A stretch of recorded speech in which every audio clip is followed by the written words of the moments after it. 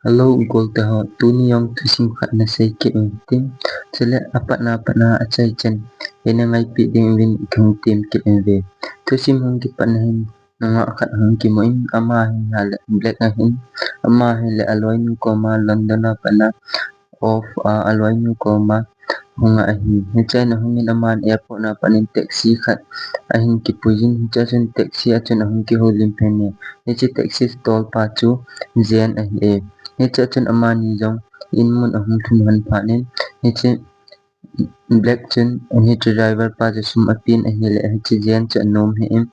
chi hi ve in chilai na hung na cake ama hi kaloi nu a hi em atin ni chi achen aman sum kila lo helin akile in a hi ni chi pha chen cake yong ahung do in aloi nu black to akimuto hanin aman yong ki pa time in sungin alu hanin a hi cake ten yong cha chen in chung lang kal do hanin aman yong ki pa time in khom hanin thei tu yong adon hanin cha chen black chen cake chu khi khat yong ape he cha chen ni tha hi phanin cake yong adom ajipa to akihovin a hi ni chi pe ta chen lang khana black yong ahmin ajipa ko mu chen se ni tha le kagawa do honde he tin ase hone ni tha hi phanin amani yong ahum su hanin a hi ni cha chen in nei pa owner pa to cake nin jong aloi nu chu aki het to sen aki ho lim pi ve ni cha chen amani yong hotel in ato hanin ni cha chen cake nin ase ye cake ajipa to kaki khen han wa ding tai divorce ka de tai aji cha keki to the han to pu ye ati ni cha chen ama in hi cha loi nu black cha dong in hi le black chin in ma cha se pu hi chen cake nin alung thima ama ni jong ki to lo hin te chi ya ama na i ma se lo hi ati ni cha chen ni che cake kol cha hin hi cha chen ama ajipa to akina ki han akina chim set han ni chi pha chen ama ni yong ki le han Ita chen ama lunggyal nup lo phan chen black ko ma chen ase a hi poye club min chi hitin tu zan enjoying the ball te ti cha chen ama ne ke pa te in aloi pa hon hi che chen gare tol pa cha ko hone ama ni yo club ma chi ding chen ama ni yo club mun gai chu a ki tha sa ta na hi ama ni yo club mun chen nom ten zu don hanin a hi lo wa hala pasal ho ta ki chen a ki holim hanin ni cha chen zan phat le mun khana chi khom ding yang ti thua ke hot le cha chen black cha nom he alung hang min a hi ni chi pha chen ama hon yang zu adon vin adon kham phil ta vin a hi a jing jing ka phanin black cha hu khangin ama hu kha phana chen ama jong alung adong in jing ka hung thole ama jong Hiti achin aloi nu amu tapun hi ama jong hung tho den India la chen aloi nu in song chen a hol le len hi aloi nu cho mu tapun hi hi cha cha ma jong to la chen glass ke khat amun hi cha glass chu avian la chi san jong a ume hi cha chen aman hi cha glass te ni chen ala do in apai de hi cha chen aman jong aloi nu phone chu aga akolen hi le aloi nu chen afu aloi nu phone chu switch off a kitin kul yang akul do thei pun hi ji pha chen ama jong alung gim wal ta hi ni chi pet ta chen ama jong ni che aloi nu a cake ji pa cha ko le cake ji pa chen aseye ama hi klama chi jo pha le kham ji wala hi ina hong ki le nan te te ni chi pet ta chen owner pa ngin hi cha chen ama se cake aman dan lo dan thu ho se hi cha chen owner pa jong chen ase ama hi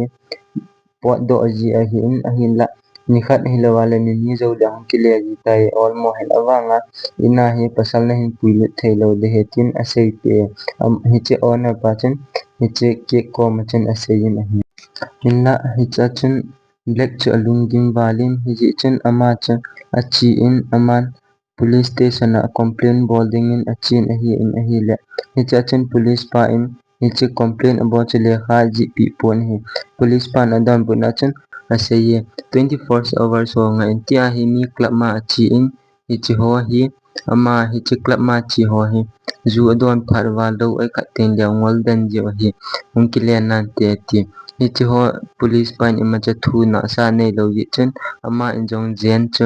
kul a bowling hi cha chen hi chi driver pa jen ta chen ama yong aki ho lim ama jong thil chen dan jo se sen chele ama in hi chinil ha club a chi na wa hi cha a pasal ni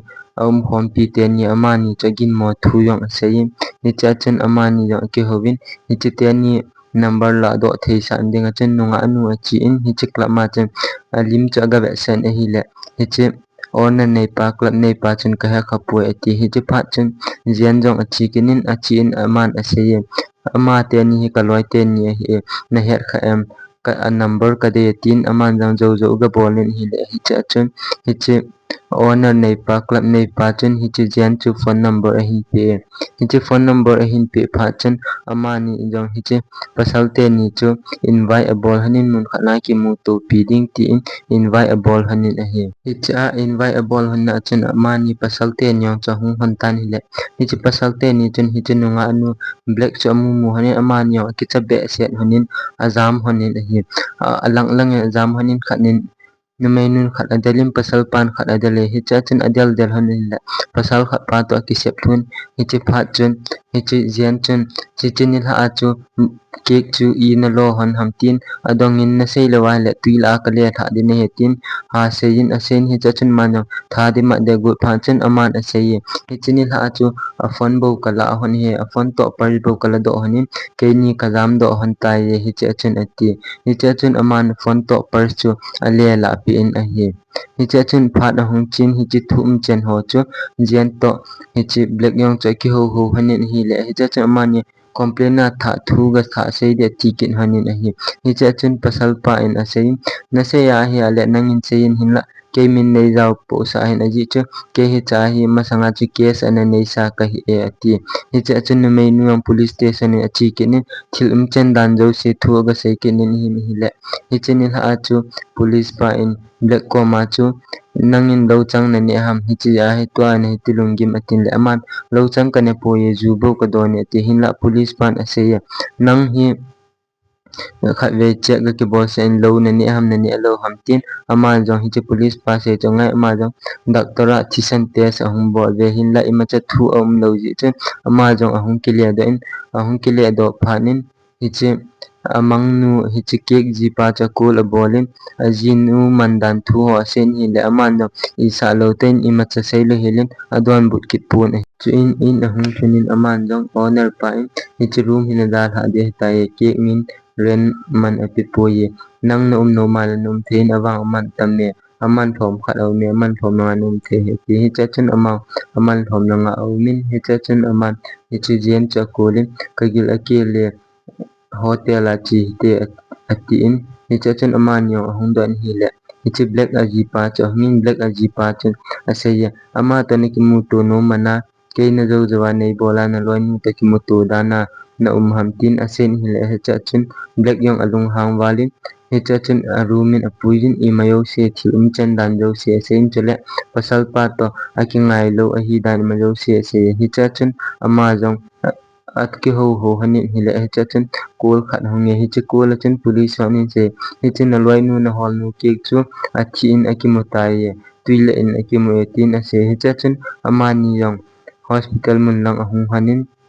hi cha chen black yong aloi nu phone chu ama ko ma om ye chen aman jong hi che aloi nu face lok na chen aman jong hi chi mobile cha hongin number khat amu in pha sha kyo pe hi chi number cha kolin hi le number chu midanga number min chu min ki sefin hin la ama aji pa na hi thil chen dan jo se cha ven hi ale aloi nu ke to ama aji pa ama ni aki ngai dan aki lung se handan i ma jo se ama ni yo he ane ki ngai handan ti thu au min hi chi pha na chen nu mei nu yong black yong cha ha ka the jeng nge hi chi phan chen police ho in ako uvin ase ive na loi pa na ji pa to hi chi na loi nu ke aki ngai ya hi nangin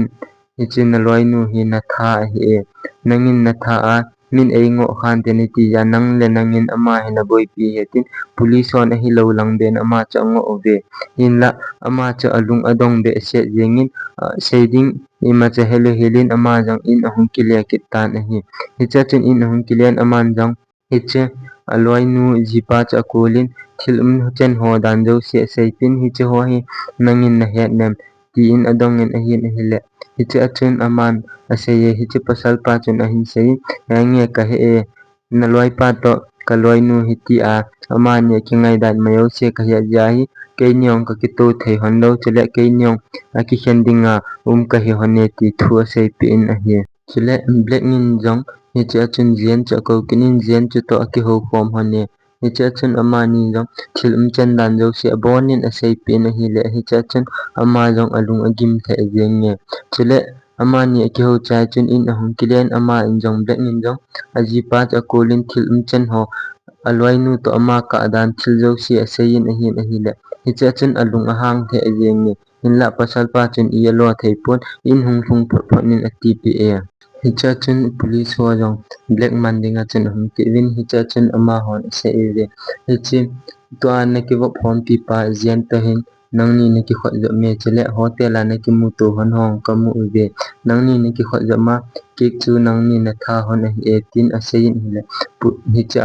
black yong cha lung ahang the yengin hicha chun ama hon a hin de sol ki ve hicha chun ama yong in ahung thungin aina chaga wen le aina ko ma chen microphone to camera ho moi hicha chen pam nang dan hi le hicha owner pa room khat na chu editing hi hicha chen aman avian hi le asunga chu camera ho pi tam tam hi ji chen ama yong alung a thein hicha owner pa room langa chen chen ma ama hello ka in chai bi aga le hicha chen owner pa po do ka in ama jong hicha room sunga chen chai bi a hin la do chen hicha room sunga chen ama yong aga lu nen hi le athim thaiyeng hi hicha chun aman avian hi la hiche room sunga chen ning jo se la le camera mun tina min room sung la le washroom la le pamnang ma yo si a o min hi hichen aman yo hichin ha jana pamlang ji ithiam tin aman yo phatein avian hi le hicha chen hiche pasal te ni chong chu in sunga hung hanin in sunga chen amanin hiche nu menu chu adar hanin athil hon ho amani injong hiche asei hon banga purse to hiche mobile bo chu sum agu hanin hiche chen aman yong azam do hanin le hiche chen hiche nu menu a cake chen adel do in a hi hiche pha chom kha jo pung ma khai jo ho chen hiche cake chu car bom khat nin a in na hung le the hiche chen hiche car tor pa driver pa ta chen ake ha na the yeng nge hiche car driver pa chu apo do tan hi hiche chen aman yong hiche car tor pa ta chen akina dan adung han dan cha ge avian hi le cha chen hiche car tor pa cha ging mo hi chen aman jang car number ho chen lekha khanin aji do in a hi aman jong aga ji cha ya aga hung po den hi le owner pa hung hi cha chen aman jong ase ye nangin kaloi nu na tha ji a hi ema jo se ti a camera na ko ya nangin na ve thi le le anang tha hi police kom ka complain din hi atin hi le cha chen aman thil jo se delete gunin hi le hicha chen mainun afan ala apin hi hicha chen ama yong ahung do in jen ko ma chen thil chen dan jo se mayo se sei pe hicha pe ta mani ki mu to chu hicha lang khana police te ni jong ahin mu pha chen amani chu ahin dal hanin hi ale aman yong alang langin azam hanin a hi hicha chen aman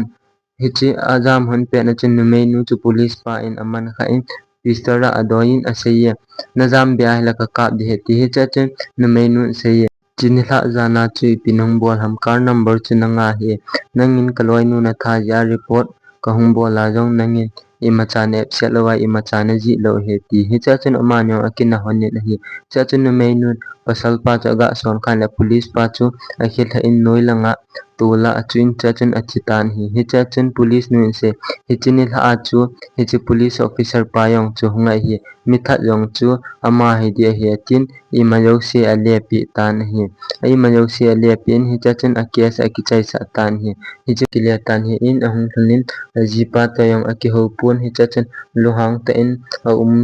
yeng nge hi cha chen ama jong ni tha lang hi pha nin jan hi pha nin a inin aga chin hi che ajipa ko chamun hi che ko chu aga vian hin hi le hi che ko na chen hi che ama in aloi nu in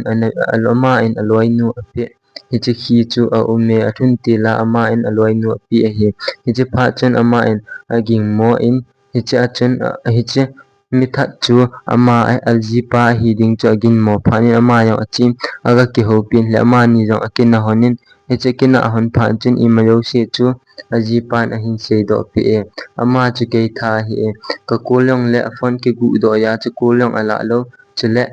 message song e reply lo ya chu ka ki ngai hon na thunang ko ma sei do tam ka tia chi a cha pe pe na flight ticket ho kan ki ka ka hunga ken ama chu ka hung tha hi e ti chule Atoa hi ken imacha akal ka bolo tai nei ngai da min ti thu ho se hin la nu mei nu chun hi che masanga chu nu mei nu in hi amu apana chu aji pa in aloi nu atha di cha hi ya man jong police ho chu kul sa na koi hi che pha chen police ho jong hung ovin hi che chen ni that pa chu police hon ahung man ta vin hi chile thisim yong hi chen chun ke chai tan hi nangai no ma le share nei bol pilang chile subscribe yong nei bol pilingin ka hin tem me